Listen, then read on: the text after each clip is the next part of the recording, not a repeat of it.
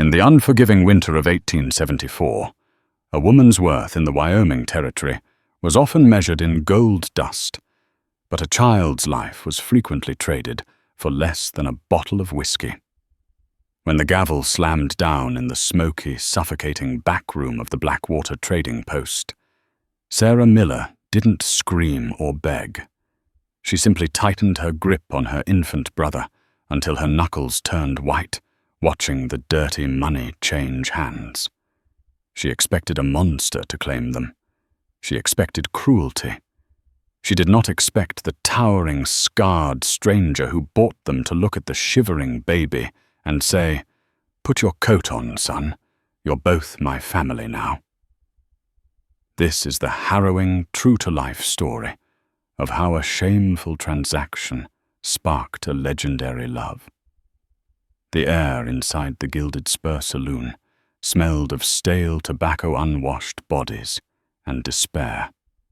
It was late October in the Dakota foothills, and the wind outside was already howling with the promise of a snowstorm that would bury the week. Inside, the heat was suffocating, but Sarah Miller felt nothing but a cold chill rattling her bones. She stood in the corner, pressed against the rough-hewn pine wall, shielding the bundle in her arms. Liam, only 6 months old, was finally asleep, his small, pale face pressed against the tattered wool of Sarah's only coat. At the center table sat her stepfather, Elias Vane. Elias was a small man with shifting eyes and a soul corroded by cheap rye. He held a hand of cards that he claimed was a winner, but the sweat beading on his upper lip told a different story. Opposite him sat Cyrus Reed, a cattle baron known from Deadwood to Cheyenne for 2 things: his immense wealth and his utter lack of mercy. "You're out of chips, Vane." Cyrus rumbled his voice like gravel grinding on glass. He leaned back, his thumbs hooked in a vest made of imported silk that looked out of place amidst the sawdust and spittoons. "And you're out of credit. The bank took your farm this morning." "You have nothing. I got prospects," Elias stammered, his eyes darting around the room, desperate for a savior who wasn't coming. "You have nothing," Cyrus repeated, sliding a heavy Colt revolver onto the table, "unless you want to settle the debt with your blood." The saloon went quiet. The piano player, a kid named Jericho, stopped mid-chord. Even the bartender, a hulking brute known as Big Jim, stopped wiping a glass to watch. Elias's gaze frantically swept the room until it landed on Sarah. Sarah stopped breathing. She knew that look. It was the same look he had given her mother's jewelry before he sold it. It was the look of a man calculating inventory. "No," Sarah whispered the word dying in her throat. "I got the girl," Elias said, his voice trembling but loud enough to carry. "She's strong. 19, reads and writes, cooks better than anyone in this territory. And she's untouched." A murmur rippled through the room. Men turned their eyes, hungry and assessing. Sarah pulled the blanket higher over Liam, trying to disappear. Cyrus Reed turned his head slowly, his lizard-like eyes stripping away her dignity. "And the brat, her brother," Elias said quickly. "Throw him in. Package deal. Just clear the debt, Cyrus. $500.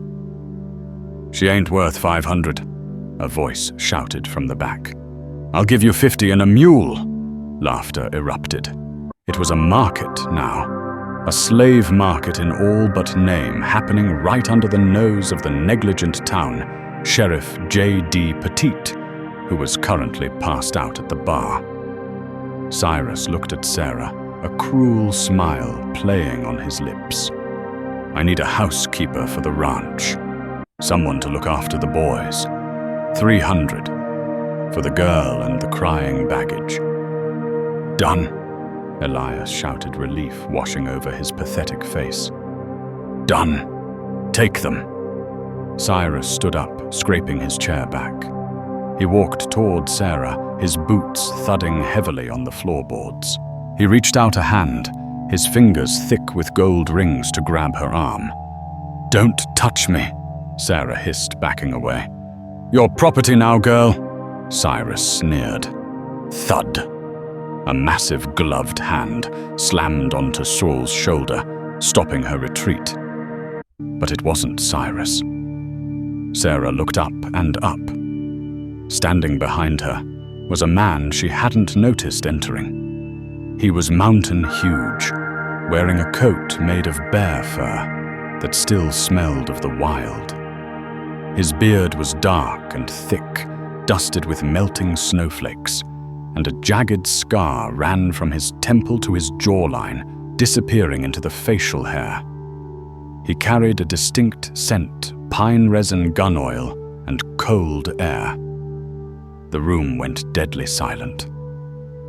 This was Silas Mercer. Everyone knew the name, but few had seen him this close. He lived high in the Bitter Roots, a trapper and tracker who came down only twice a year.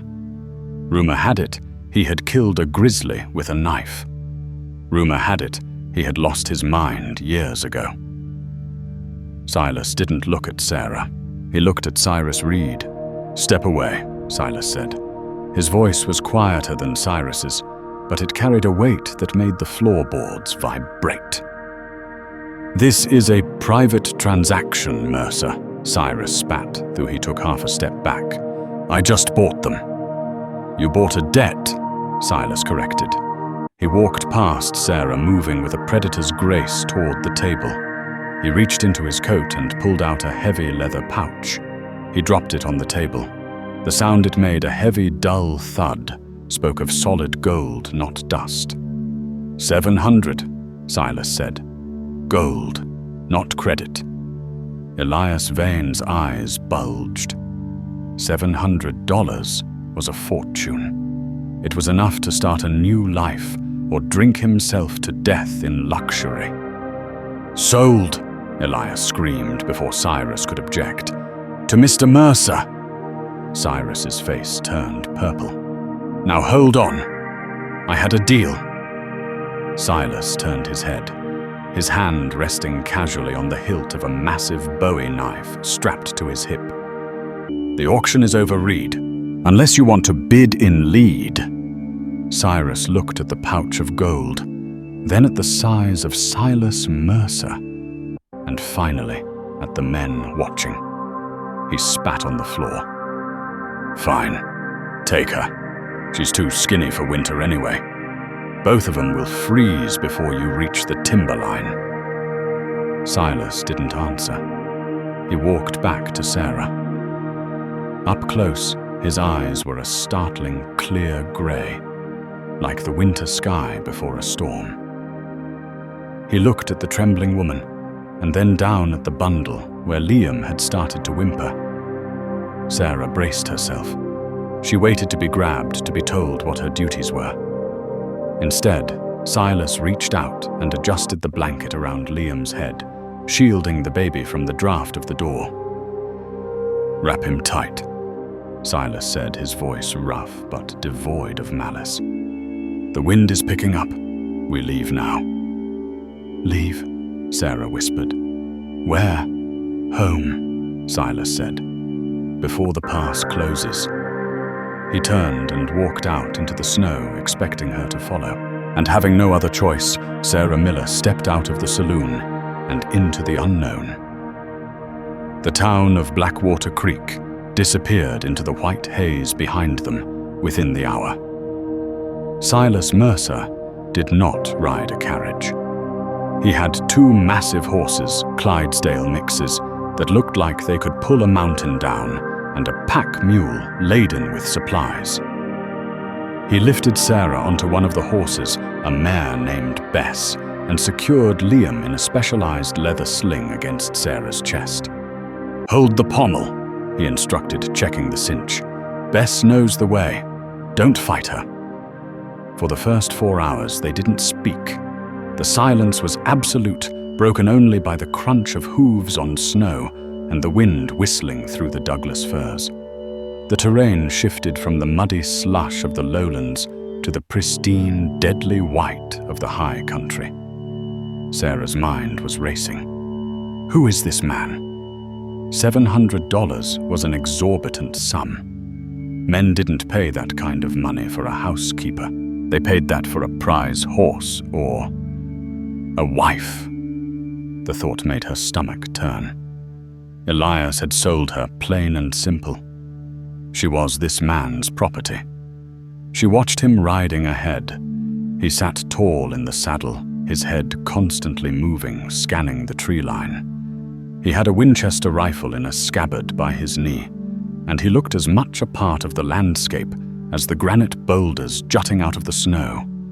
As the sun began to dip, casting long purple shadows across the snow, the temperature plummeted. Sarah began to shiver violently. Her coat, a hand-me-down from her mother, was threadbare. Silas halted the convoy. He swung down from his horse and walked back to her. Without a word, he unclasped his heavy bear fur coat. "I'm fine," Sarah chattered, her pride trying to override her hypothermia. "You're freezing," Silas stated. "And if you freeze, the boy freezes." He draped the massive coat over her. It was heavy, weighing perhaps 20 pounds, and instantly enveloped her in warmth. It smelled of him, smoke, and pine. Underneath, he wore a thick wool shirt and a buckskin vest. He seemed impervious to the cold. "Why?"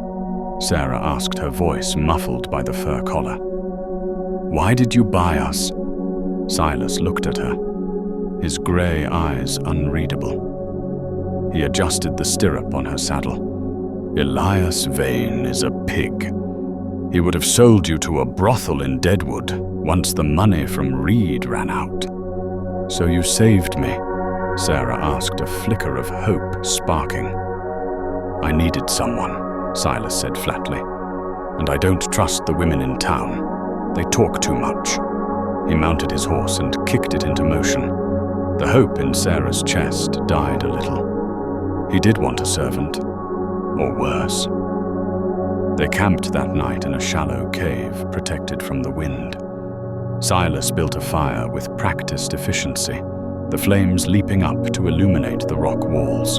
He cooked salt pork and beans in a cast-iron skillet, handing a tin plate to Sarah. "Eat," he said. "You need the fat." Sarah ate famished. She fed Liam a mash she made from hardtack and water, rocking him until he slept. When she looked up, Silas was cleaning his rifle, the firelight dancing on the steel. "You have a name?" he asked, not looking up. "Sarah," she said. "And this is Liam." "Liam," Silas repeated, testing the word. "Strong name. Irish. My father was," Sarah said. "He died in the mines 3 years ago." "Mines take good men," Silas murmured. He snapped the rifle action shut. "Get some sleep, Sarah. We hit the Devil's Backbone tomorrow. If we don't cross before noon, the storm will catch us." "Where are we going?" Sarah asked. "Grizzly Peak." Silas pointed toward the darkest, highest silhouette against the starry sky. "My cabin is on the north ridge."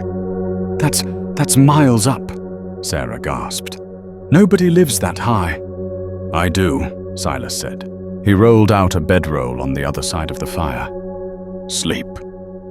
He turned his back to her, but Sarah didn't sleep. She watched him gripping a small, sharp rock she had found on the ground. She told herself that if he came near her, she would use it. But Silas Mercer never moved. He slept like a stone. Yet Sarah had the distinct feeling that if a twig snapped a mile away, he would be awake with that gun in his hand before the echo faded. The crossing of the Devil's Backbone was a nightmare of wind and ice. The trail was barely 2 feet wide with a sheer drop of 1,000 feet on one side. Sarah squeezed her eyes shut, trusting Bess to find the footing. Liam cried from the change in air pressure, a thin wail that was swallowed by the gale. Silas was relentless. He led the horses by hand, his boots kicking steps into the ice for them. He never slipped. He never faltered. He was a force of nature, battling the mountain and winning. By the time they reached the plateau, Sarah was exhausted beyond words. But then she saw it. It wasn't the shack she had expected. It was a fortress of timber and stone. The cabin was large, built from massive logs, chinked with white clay. A stone chimney puffed grey smoke into the sky. There was a barn, a smokehouse, and a corral. It sat in a bowl-shaped valley, protected by towering cliffs, an oasis in the frozen wasteland. "We're here!" Silas shouted over the wind. They rode into the barn, and the relief of being out of the wind made Sarah dizzy. Silas helped her down. Her legs collapsed numb from the cold and the riding. He caught her easily, his hands large and firm around her waist. For a second they were close. Sarah looked up into his face. The scar was jagged ugly, but his eyes were surprisingly gentle. He set her on her feet and immediately stepped back. "Go inside," he said, pointing to the cabin. "Doors unlocked. Fire should still be banked. I'll tend the animals." Sarah stumbled toward the cabin. She pushed the heavy oak door open and gasped. It was warm. The floor was covered in braided rugs. There were bookshelves, actual bookshelves, filled with leather-bound volumes. A rocking chair sat by the hearth. It was clean, orderly, and smelled of cedar. She walked to the fire, stirring the embers and adding a log. The heat rushed over her. She unwrapped Liam, who blinked his blue eyes and cooed. "We're okay, Liam," she whispered, kissing his forehead. "We're okay." The door opened and Silas entered, stomping snow from his boots. He carried 2 large saddlebags. He dropped them on the table. "There's water in the barrel," he said. "Flour and sugar in the pantry, dried meat in the cellar." He took off his coat and hung it on a peg. He looked at Sarah, who was standing by the fire, still clutching the rock in her pocket. "You can drop the rock, Sarah," Silas said quietly. Sarah froze. "What? The rock in your pocket?" Silas said, pouring water into a basin to wash his hands. "I saw you pick it up last night. I heard you gripping it all ride." Sarah slowly pulled her hand out. You didn't say anything." "I figure a woman in your position has a right to be scared," Silas said, drying his face with a rough towel.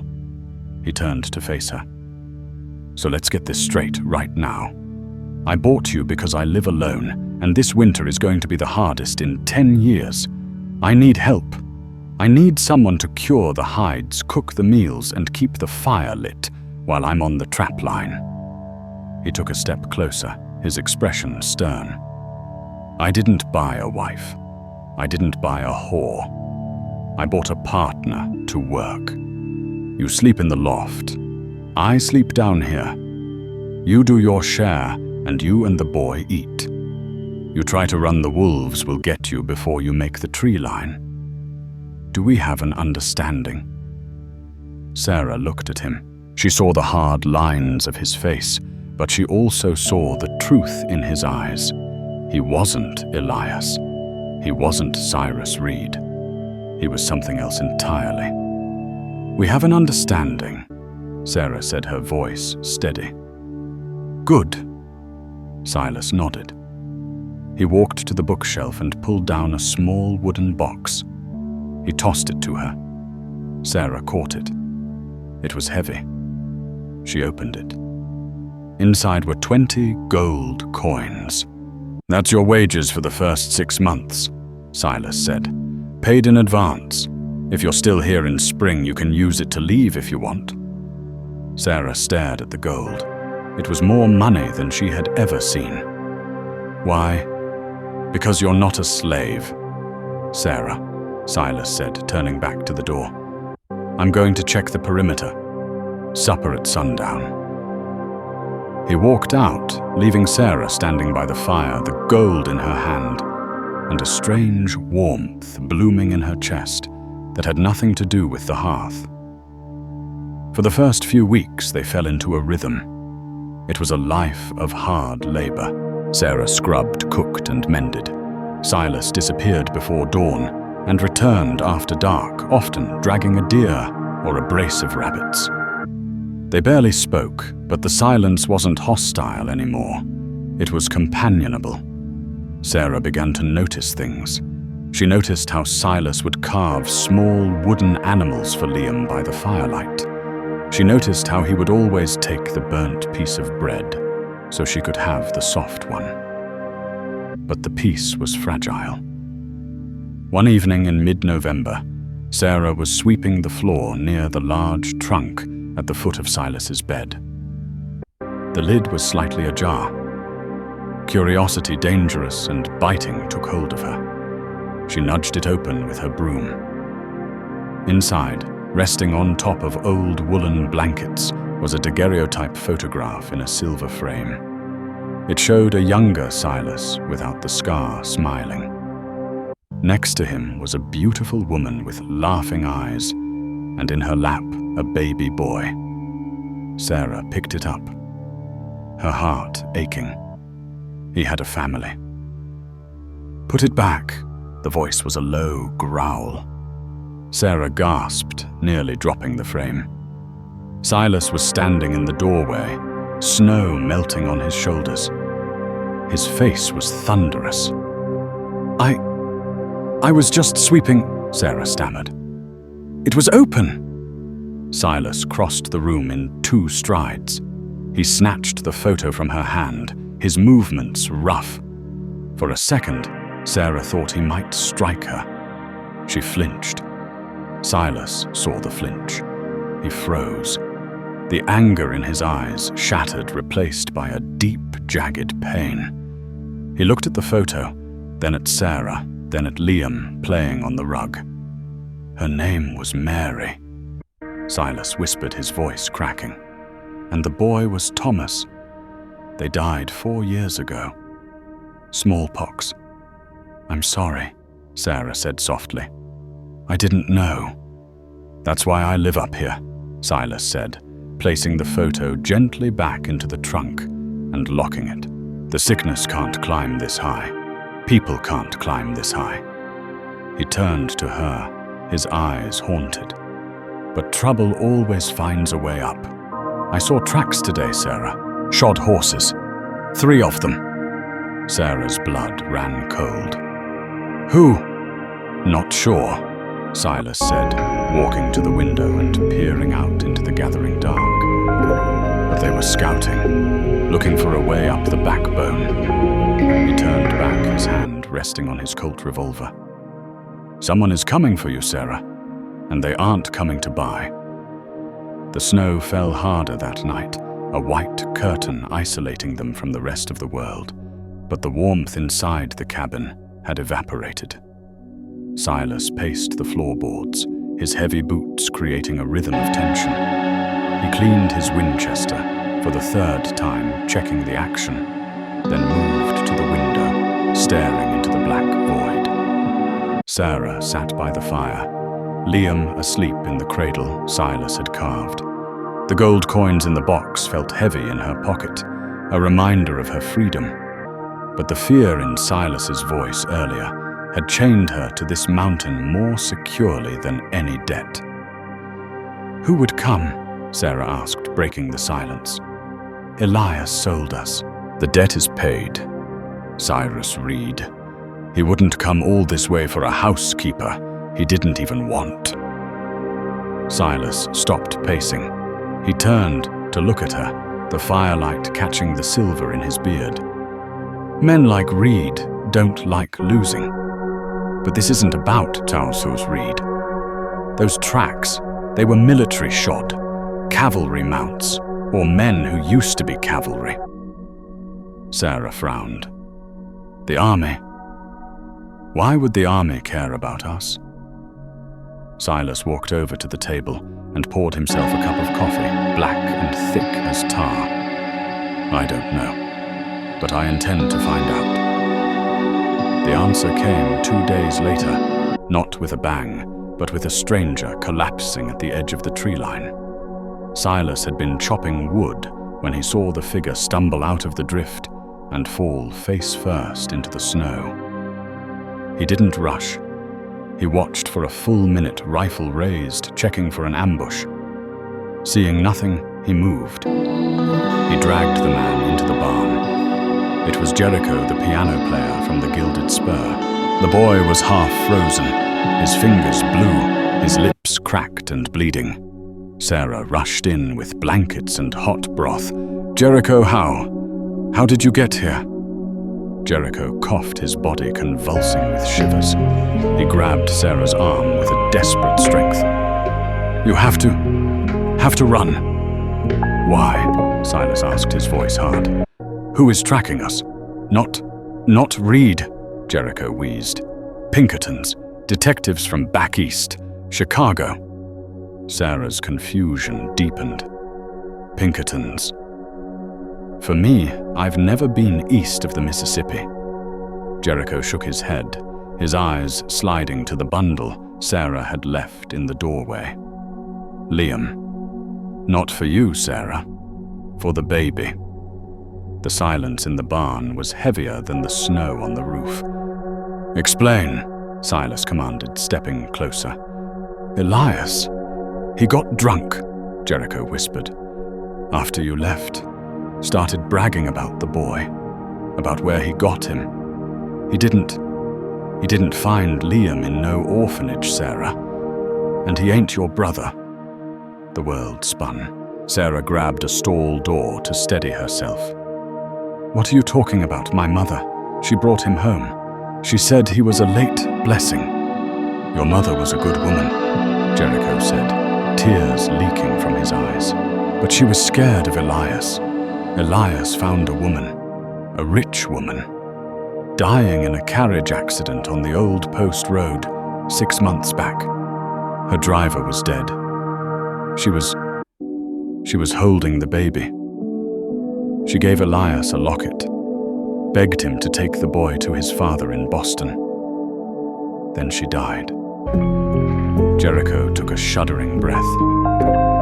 "Elias took the locket, sold it, took the baby, told your ma it was a stray. But the locket, the man who bought it in town recognized the crest. It belongs to the Harrington family, railroad tycoons. They've been looking for the heir." Sarah looked at Liam sleeping peacefully in the sling. He's an heir. He's worth millions," Jericho said. "And the man coming, a hired gun named Kincaid. He works for the uncle, the one who inherits everything if the baby isn't found." Silas swore softly. "If the uncle inherits only if the baby is gone, then Kincaid isn't coming to rescue the boy. He's coming to kill him." Jericho confirmed, his voice fading. "He's got 5 men. Hard men. They were at the trading post, asking about a mountain man with a scar." Silas straightened up his face, a mask of cold fury. He looked at Sarah. The housekeeper, the servant, the property was gone. In her place stood a woman terrified for a child she loved as her own. "He's my brother," Sarah said, fiercely pulling Liam close. "I don't care about the money. He's mine." "He's ours," Silas corrected. He turned to the wall where his old trapping gear hung. He pulled down a heavy double-barreled shotgun and a bandolier of shells. "Jericho, can you shoot?" Silas asked. "My hands." Jericho looked at his frost-bitten fingers. "I don't think I can play piano no more, but I can pull a trigger." "Good," Silas said. Sarah, take the boy to the cellar. Bar the door. Do not open it unless you hear my voice. Exactly my voice. What are you going to do? Sarah asked, clutching Liam. Silas walked to the barn doors and pushed them open. The storm had broken. The sun was setting, painting the snow in shades of blood red. I'm going to introduce Mr. Kincaid to the mountain, Silas said, and the mountain doesn't like trespassers. Kincaid arrived 3 hours after sundown. He was a professional. He didn't ride up the main trail. He sent 2 men to circle the back ridge, trying to find a vantage point to shoot down into the cabin. He kept 3 men with him approaching from the tree line using the shadows. But Silas Mercer knew every rock, every tree, and every shift in the wind on Grizzly Peak. He had prepared the ground. The first scream cut through the night air like a knife. It came from the ridge. One of the flankers had stepped into a bear trap Silas had buried in the snowdrift. The heavy iron jaws snapped shut on the man's leg, crushing bone. "Stay down," Silas hissed. He was positioned on the roof of the cabin, wrapped in a white sheet, invisible against the snow. He held his Winchester steady. Below in the tree line, a muzzle flash sparked. A bullet thudded into the logs of the cabin. Silas returned fire instantly. He didn't aim for the flash. He aimed for where the man would move after shooting. A shadow crumpled in the trees. "That's one," Silas counted. "Mercer!" A voice boomed from the darkness. It was smooth, cultured, and dripping with menace. "Kincaid, there's no need for this. Hand over the child. You can keep the girl. We'll even leave you the gold." "Come and get him," Silas yelled back. Another volley of gunfire erupted. Bullets shattered the windows. Inside the cellar, Sarah huddled in the darkness, her hands over Liam's ears praying. She could hear the heavy thuds of boots on the porch, the shattering of glass. Jericho was at the kitchen window, firing a rusty revolver blindly into the night. "They're getting closer, Silas." "I know," Silas muttered. He slid down the back of the roof, landing silently in the deep snow. He moved like a ghost, circling the cabin. He found the second flanker, trying to pry open the back door. The man never heard him. Silas struck him with the butt of his rifle hard. The man dropped, but Kincaid was smart. He had used the distraction to rush the porch. The front door burst open with a crash. Silas sprinted. He dove through the broken window into the kitchen just as Kincaid and another gunman entered the main room. "Clear the room!" Kincaid shouted. Jericho popped up from behind the overturned table and fired. The shot went wild, but it made Kincaid duck. Kincaid returned fire, his bullet catching Jericho in the shoulder. The boy spun and fell groaning. "Jericho!" Sarah screamed from beneath the floorboards. "Shut up!" Kincaid roared, aiming his pistol at the floor. "Come out, girl, or I start burning this place down!" Silas rose from the shadows of the kitchen. He didn't have a clear shot at Kincaid without risking hitting the trap door where Sarah and Liam were hiding. He dropped his rifle and drew his Bowie knife. The sound of the steel leaving the sheath was a metallic whisper that Kincaid heard. Kincaid spun around. "Mercer, you're a hard man to kill. You're on my land," Silas said, his voice low and vibrating with rage. "And you threatened my family." Kincaid laughed. "Family? A bought woman and a stolen bastard. My family!" Silas roared, lunging forward. The gunman with Kincaid raised his rifle, but Silas was too fast. He grabbed the barrel, wrenched it aside, and drove a knee into the man's gut, sending him crashing into the fireplace. Kincaid fired. The bullet grazed Silas's ribs, a line of fire across his side. Silas didn't stop. He tackled Kincaid, slamming him into the heavy oak table. The table splintered. They rolled on the floor, a tangle of limbs and fury. Kincaid was younger, faster. He managed to get a forearm against Silas's throat, pinning him. "It's over, old man. The money is mine." Silas's vision began to spot. He couldn't breathe. The weight of the years, the cold, the wound, it was all catching up. "This is it," he thought. "I failed them."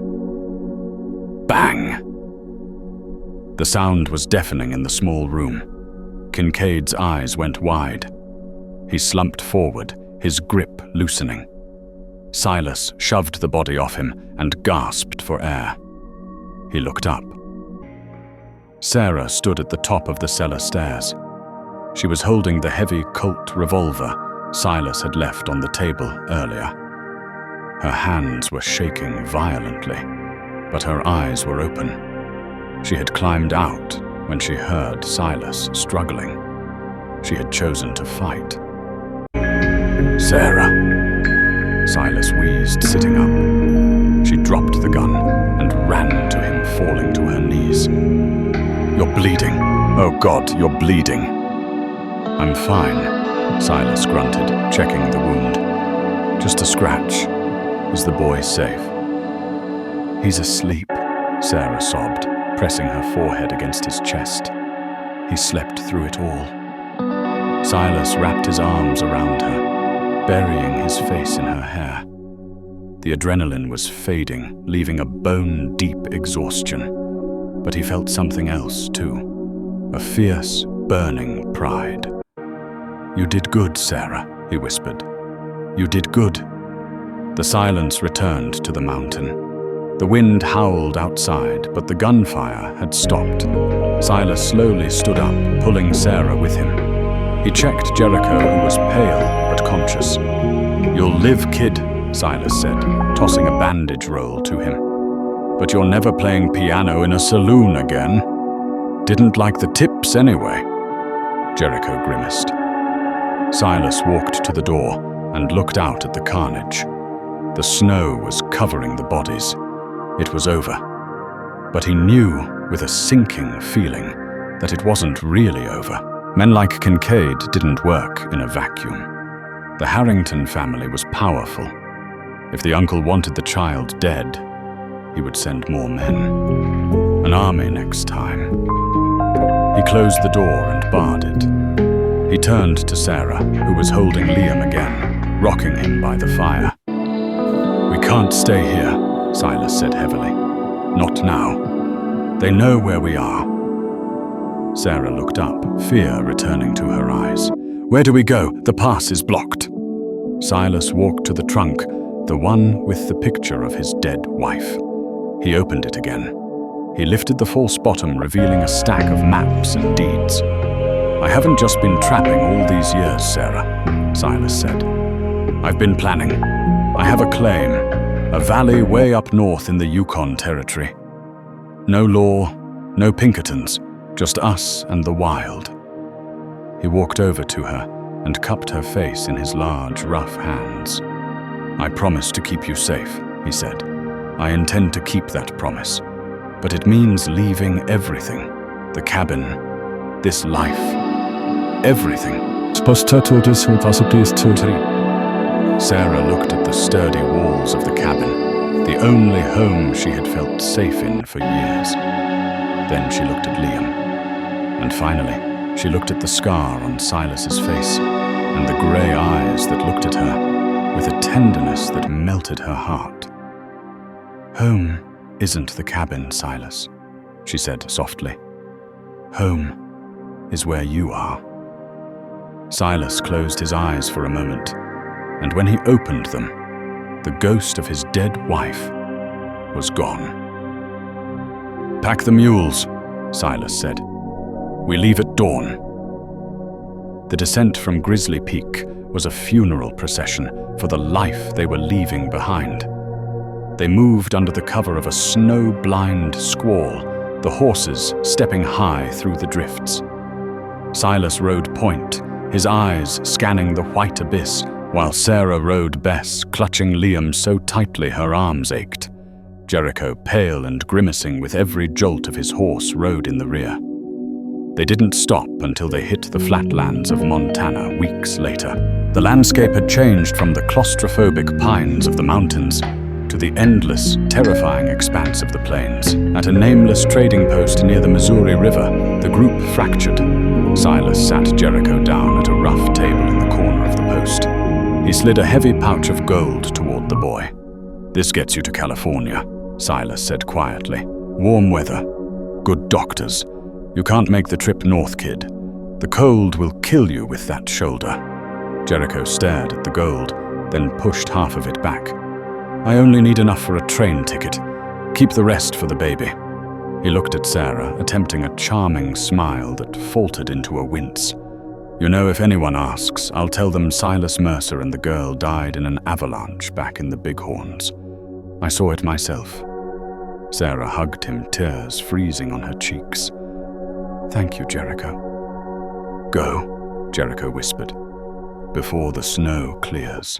Watching Jericho ride west was the first time Sarah realized the true weight of their exile. They were ghosts now. The journey north was a brutal test of endurance. They crossed the border into the Canadian territories in late January. The cold here was a living thing, a predator that waited for a single mistake. Silas changed. The mountain man became harder, more focused. He slept in 10-minute intervals. He hunted with a desperation Sarah hadn't seen before. But with Sarah, he was different. The formalities of employer and servant had dissolved in the snow. One night, huddled in a lean-to near the frozen shores of Great Slave Lake, the temperature dropped to 40 below. The fire was dying. Silas moved his bedroll next to hers. "We have to share heat," he said, his voice rough, "or we don't wake up." Sarah didn't argue. She curled into him, her back against his chest. He wrapped the bear coat over them both. She could feel the slow, powerful beat of his heart. "Silas," she whispered into the dark. "Yeah." "Are we chasing a ghost?" she asked. "Does this valley of yours even exist?" Silas was silent for a long time. His arm tightened slightly around her waist. "It exists. I found it 10 years ago. It's a thermal pocket. Hot springs. The ground never fully freezes. It's a place to heal." "You never went back," Sarah noted. "I didn't have a reason to," Silas murmured, his breath stirring her hair. "I do now." The shift in their relationship wasn't a sudden explosion of passion. It was a slow, inevitable thaw. It happened when Silas taught her how to shoot the Winchester, his hands guiding hers with patience. It happened when Sarah stitched a tear in his shirt while he wore it, her fingers lingering on the scar on his chest. By the time they reached the Yukon Territory, the spring melt had begun. The rivers turned into raging torrents of ice and mud. The final obstacle was the Laird River. It was swollen, angry, and blocking their path to the hidden valley. "We have to swim the horses," Silas shouted over the roar of the water. "There's no ford for 50 miles." It went wrong halfway across. A massive log, hidden by the foam, slammed into Silas's horse. The beast screamed and went under. Silas was thrown into the freezing churn. "Silas!" Sarah screamed. She watched his head bob up, gasping for air, before the current dragged him under. Without thinking, Sarah kicked Bess forward. The mare fought the current, plunging downstream. Sarah didn't have a rope. She had the branch of a willow tree she had grabbed from the bank. She leaned out of the saddle, the water soaking her skirts, freezing her legs. "Grab it!" she shrieked. Silas's hand broke the surface, clawing at the air. He caught the branch. Sarah held on with every ounce of strength she possessed, her muscles screaming as the river tried to rip her from the saddle. Bess found purchase on a gravel bar and heaved. They collapsed on the far bank, shivering, coughing up water. Silas lay on his back, staring at the grey sky. Sarah crawled over to him, pounding on his chest. "Breathe, damn you. Silas Mercer, breathe." He coughed, rolling over and looked at her. His lips were blue, but his eyes were alive. You swore," he rasped, a weak smile touching his lips. "I'll swear more than that if you die on me," Sarah sobbed, collapsing onto him. Silas's arms came around her, holding her tight. "I'm not going anywhere, Sarah. I'm not going anywhere." He kissed her then. It was cold and wet and tasted of river water, but it was the most desperate, honest thing Sarah had ever felt. In the middle of the Yukon wilderness, with nothing but the clothes on their backs and a stolen heir, they found something worth more than the Harrington fortune. 2 days later, they rode through a narrow fissure in the granite cliffs and looked down. Below them lay a valley of emerald green. Steam rose gently from natural pools. Herds of caribou grazed on the lush grass. It was impossibly beautiful. "Home," Silas said. 3 years later, 1878. The cabin in the valley was not a fortress. It was a home. Built of golden cedar, it sat near the hot springs, surrounded by a garden where Sarah grew potatoes and hearty vegetables. Liam was nearly 4 now. He was a wild thing running through the tall grass, with a wooden sword chasing the massive wolf dog Silas had tamed. He called Silas Pa. He didn't know about railroads or Boston or the price on his head. Sarah stood on the porch, wiping her hands on her apron. She was fuller now, healthy, her skin bronzed by the northern sun. She watched Silas chopping wood by the stream. He moved with a rhythm she knew by heart. They had been safe. The world had forgotten them, or so they thought.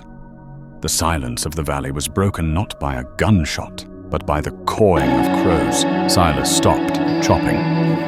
He stood perfectly still, listening. He walked up to the porch, his face grave. "Sarah, get the rifle." "What is it?" Sarah asked, her heart hammering the same rhythm it had in the gilded spur years ago. "Horses," Silas said. "Many of them, coming through the pass." They weren't supposed to be found. Jericho had done his job.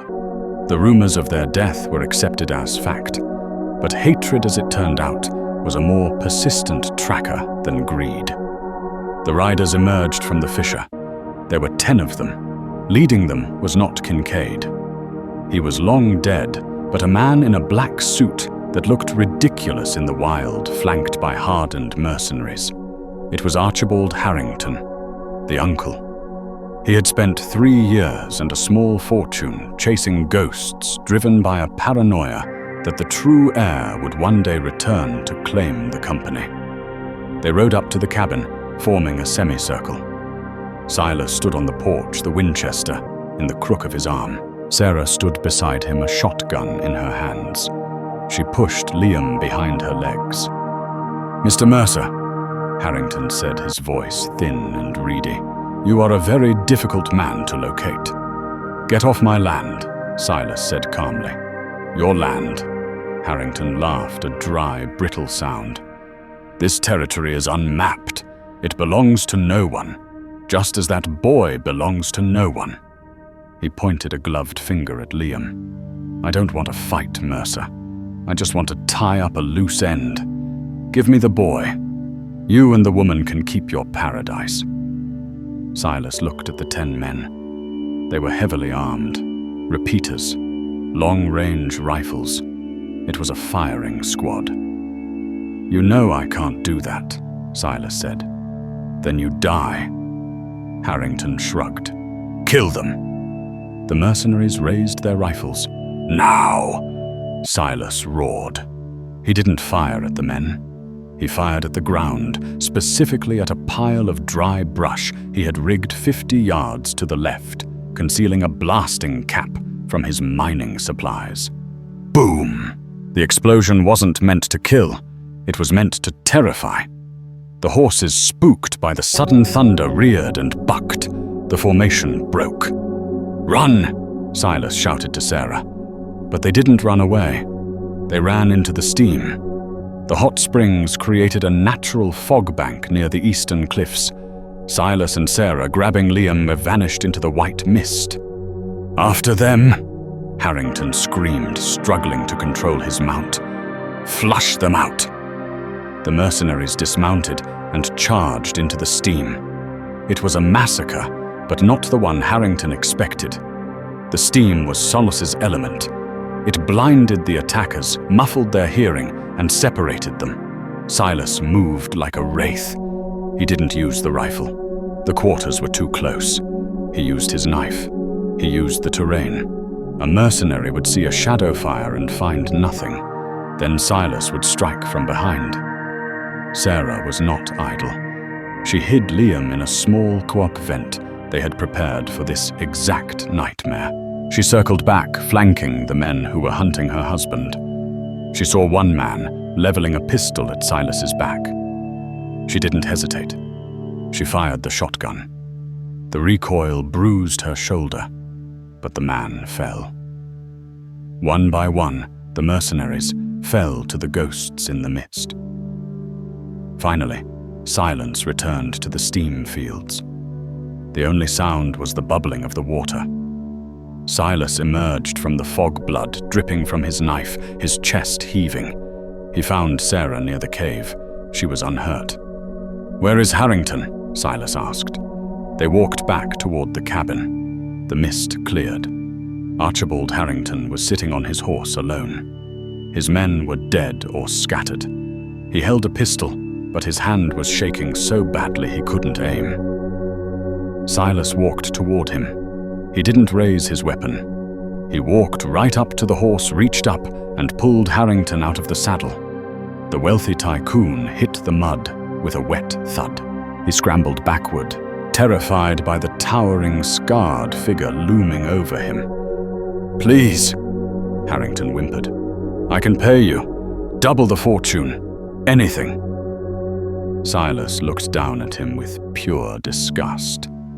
"You traveled 3,000 miles to kill a child. There isn't enough gold in the earth to buy your life." Silas raised the knife. "Silas, no." Sarah's voice cut through the red haze. Silas froze. He looked back. Sarah was walking toward him, holding Liam's hand. "Don't do it," she said firmly. "Not in front of our son." Silas looked at Liam. The boy was watching, eyes wide. Silas took a deep breath. The killing rage slowly drained away. He lowered the knife. He grabbed Harrington by the collar and hauled him up. "You're going to leave," Silas growled. "You're going to walk back through that pass, without a horse, without a gun, without food." "That's a death sentence," Harrington cried. "The wolves, the cold." "It's a chance," Silas said. "More than you gave the boy." He shoved Harrington toward the cliffs. "Walk. If I ever see you again, I won't wait for my wife to stop me." Archibald Harrington. The railroad king stumbled away into the vast, unforgiving Yukon wilderness.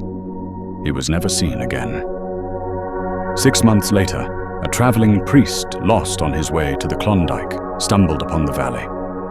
He found a cabin filled with warmth, food, and laughter. He stayed for dinner.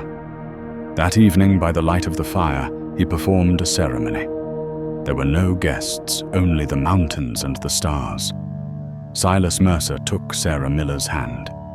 His own hand, scarred and rough, trembled slightly as he slid a simple ring he had hammered from a gold nugget onto her finger. "Do you?" the priest asked. "I do," Silas said, looking at Sarah as if she were the only light in the world. "And do you?" Sarah looked at the man who had bought her to save her, the man who had fought the world for her, the man who was her family. "I do," she whispered. They didn't return to civilization. The Harrington fortune eventually went to the state unclaimed. Liam grew up strong and free, a man of the mountains, never knowing he had traded a gilded cage for a kingdom of wild sky and endless green. And in the evenings when the wind howled through the pass, Silas would pull Sarah close in front of the fire, and they would tell the story. Not the story of the sale, or the gold, or the blood, but the story of how two broken people found each other in the snow and built a love that could weather any storm. That is the incredible story of Silas and Sarah. It reminds us that sometimes family isn't blood, it's who you bleed for. It shows that even in the darkest desperation, when we are treated like objects, there is hope for redemption and a love that defies the odds. Silas Mercer wasn't just a mountain man. He was a guardian who proved that a father is defined by his heart, not his DNA. If this story touched your heart, please hit the like button. It really helps the channel grow.